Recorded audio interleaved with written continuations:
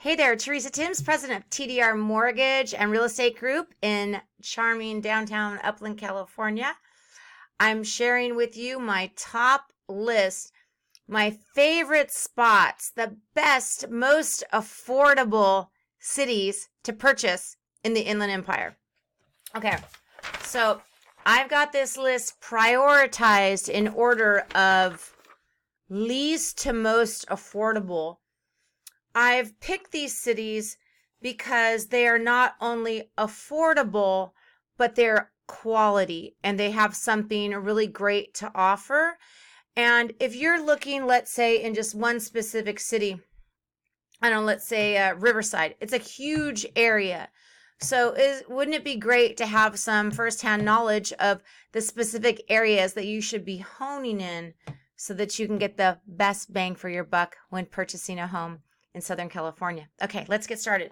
My number one place is a place that I used to live in and spend a lot of time in, Rancho Cucamonga. It's very close to the mountains. It's a newer city and it's ran very, very well. Excuse me, I have gum in my mouth. Let me take this out. Okay. Should I start the video over? Nah. Okay. So, Rancho Cucamonga, great school district, very highly desirable school district. The city is very well run and maintained, close to the mountains, an hour from the beach, hour from Orange, that's the same thing, hour from the beach, hour from LA. Really great public transportation. Number two, Upland. Number two, Upland. I love Upland. My office is in Upland. I'm an Upland girl. So much fun stuff to do in Upland, much like Rancho Cucamonga, proximity to so many services and transportation that it's a really wonderful city to live in. It just doesn't have as much inventory as Rancho Cucamonga, but nonetheless, I freaking love me some Upland real estate. North Ontario. North Ontario is beautiful. The inventory is exquisite. Craftsman style homes. They have a historic district there. So these homes have to maintain the integral charm of whatever year they were built in. So there's like 20s, 30s, 40s, 50s, 60s, 70s houses, but primarily it's 40s, 50s, and 60s houses. A lot of craftsman stuff, a lot of Spanish stuff. And mind you, all of these cities qualify for buyer financing and first-time buyer financing, making them extremely, even more so affordable. Riverside. I love the downtown area of Riverside. Lots of charm, lots of really great restaurants, nightlife, art, theater. I also like Harupa Valley in Riverside for its affordability and easy access to freeways and just it's a great all-around town. Corona. So Corona isn't largely known as affordable unless you live in OC and you're looking to purchase something. Most people that work in Orange County or want to buy in Orange County find themselves in Corona. Well, there's a little known spot called Horse Thief Canyon. Horse Thief Canyon is super affordable. They just lost their Mello-Roos. Mello-Roos is usually only good for about 15 years. It's put on a property for infrastructure development and usually has a shelf life of about 15 years. So the taxes are great there. Great little spot. Bigger homes, newer homes. Temecula Valley is so freaking magnificent and wonderful. And they're really putting themselves on the map these days for their wonderful wines. You have to check out Menifee. It's super affordable, has a wide variety of real estate from your, cookie cutter tract homes to affordable homes on acreage. You would not believe the acreage and the type of home that you can get for the price in the Menifee area. So you definitely need to check that out. Next is San Bernardino. I love me some San Bernardino. It is a bastion of affordability and has been ever since I was a young girl, like a few years ago, The areas that are my favorites that I really, really connect with mostly is that area out by the country club off of off of Waterman.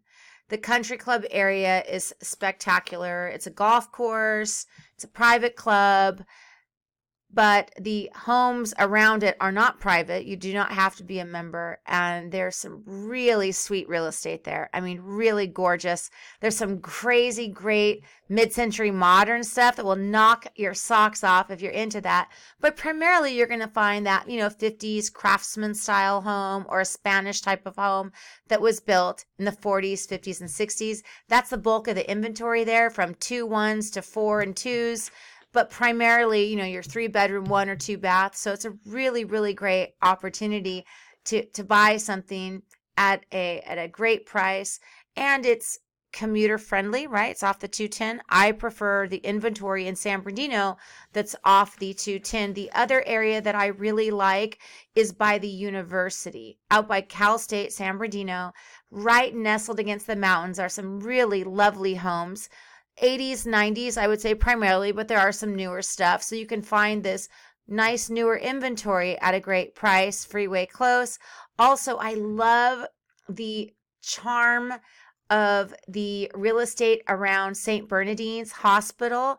I mean, this stuff is pretty spectacular. I found myself visiting someone at the hospital, and I had never really been exposed to the area, just kind of right there by that. Because usually below the 210, I don't usually recommend a lot of areas below the 210 in San Bernardino, but there are a lot of really cute neighborhoods. And this one at St. Bernardine's and surrounding that area is really, really great. Like, I love, love, love the houses. And it's safe. It's a really nice neighborhood, close to services, close to amenities. The High Desert is next on my list for affordability.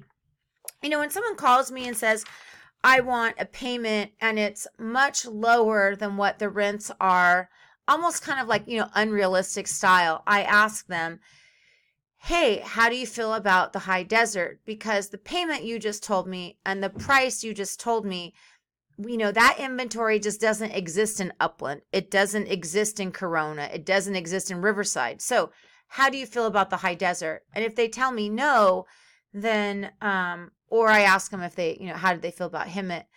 And, if they say yes, then I know that they're probably realistic. Sometimes people call in with like some really crazy low rent requirement of like $1,000. And then I don't even ask them how they feel about the High Desert. I say, how do you feel about Barstow? Because that's an indicator of, how motivated somebody is and how realistic. And, oftentimes if I ask that question, they sometimes will move that number up a little bit so that we can get them in one of these more affordable areas. Sometimes people just don't know, they don't know. Sometimes people think that you can get a house lower than what you pay rent for. And I mean, that's not the case. And I don't know when that has been the case, maybe since 2009 or 2010. But anyway, regardless, getting back to my hot list, the High Desert. I love Hesperia. I love it for the proximity to the freeway close. Most people purchasing in the High Desert are commuting to San Bernardino, Riverside, Pomona, some even Orange County and LA. They're commuters. So if you could get to your spot as quickly as possible, the High Desert's huge. There's areas where you got the freeway and you have to travel for 30 minutes. So I like Hesperia, varied inventory, all the way from large lots and older homes, ranch style homes, to the newer stucco 5-bedroom, huge bang for your buck. Somebody wants a 5-bedroom home, 3,500 square feet, and they have a certain payment requirement in mind. They're oftentimes going to be purchasing in Hesperia in the High Desert. Next on my list is Pinon Hills, country charm, large lots, very animal friendly. I also love Oak Hills. Oak Hills has some amazing property, amazing 3,000 square foot ranch style homes on 2.5 acres. Oak Hills, you have to have a minimum lot size of 2.5 acres. So all the properties there are pretty special custom homes. So if you're looking to buy, sell, or invest in the Inland Empire, pick up the phone and give me a call at 909-920-3500. And for more info, you can also find me on the web at thesocalloanpro.com. Have a wonderful day.